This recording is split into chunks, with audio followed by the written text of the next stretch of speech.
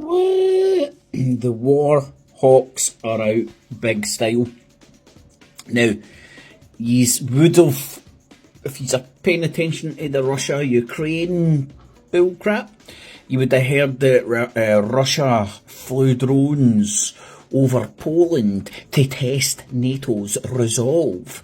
Then they flew 3 MiGs in Estonia airspace for a whole 12 minutes. Again, testing NATO's resolve. They don't have enough fighting Ukraine and NATO on one front. They're trying to open up more. Now Britain's sending over their own warplanes to make sure Russia doesn't do anything yet again. Now, let's have a wee look at some of the pictures that came out of the drones, because I find them quite funny. Now, go and look at this on your own window-licking device or computer or whatnot, and you'll see that the drones are stuck together with blue tack. Low cost means it is mostly used as a decoy in a swarm. Attacks alongside more expensive drones. Now, I was listening to an expert last night on Times Radio, and he says, I'm not convinced it was done deliberately. This could have been the Ukrainians jamming a swarm of drones. These drones are used in swarms. And them going off course and flying, not hitting their targets or not doing what they were meant to do in Ukraine, and just flying on blindly over the Ukrainian border into Poland and just landing innocently, if not placed there by Ukraine or the Poles. And I'll give you Exhibit A. There's one of the reported drones that flew in all the way from Russia, coming to attack Poland to test NATO's resolve. And it's landed nicely on this wee wooden shed. Almost as if like it's just hovered down. You know, there's nothing broke, there's no scorch marks, it's just landed lovely. Just must have just like hovered down. It must be like a Harrier jet. And just hovered down on top of that. And there's, what's this? Pravda.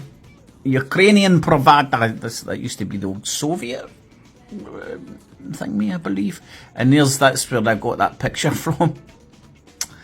And other pictures of the drone. Let me see if I can show you. Shows you a picture of one here. Look, it's actually stuck together with sellotape. Go and look at the pictures that they show you. And again, it's just sitting in a field. Look, there's no scorch marks. There doesn't even appear to be a crash, or any sort of a crater or anything. You can't see behind it to see if there's any sort of a scratch marks. You can see behind it there is no sort of a scratch marks or anything. It actually appears as if it's just been picked up and placed there, doesn't it? But don't worry, look, they've got graphics like that prove it happened.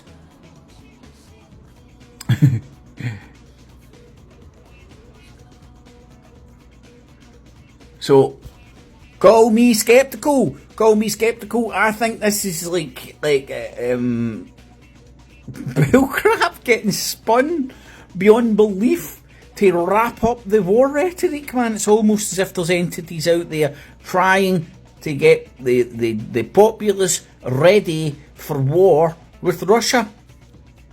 You know, they're just drip feeding shite like this so that when somebody does pull the trigger, they can go, well, Russia's the aggressor.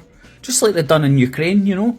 They still come out and say Russia's the aggressor, and they don't point to Maidan, the entities behind Maidan. Victoria Nuland, the foreign secretary of the White House at the time, going about the protesters in Maidan dishing out, was it cakes and shit? Fucking food and sweets and shit, warm teas and coffees or something to the protesters. Can you imagine a foreign politician coming into the UK and dishing out treats to Tommy Robinson's band of merry knuckle draggers when they were trying to jump the gates at Westminster down at number 10? Sorry, down at Downing Street when they were trying to jump the gates at Downing Street. Can you imagine if there was like fucking North Korea's foreign minister dishing out fucking treats and all that to the communists? Like, yes, go on, take over, kick them out. They're corrupt in there.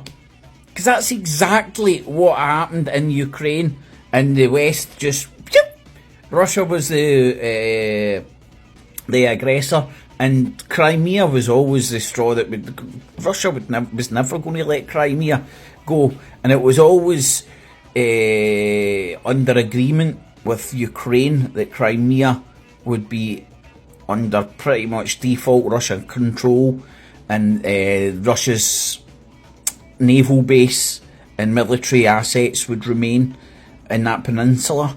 I would say for obvious reasons, for geopolitical reasons, for strategic military reasons.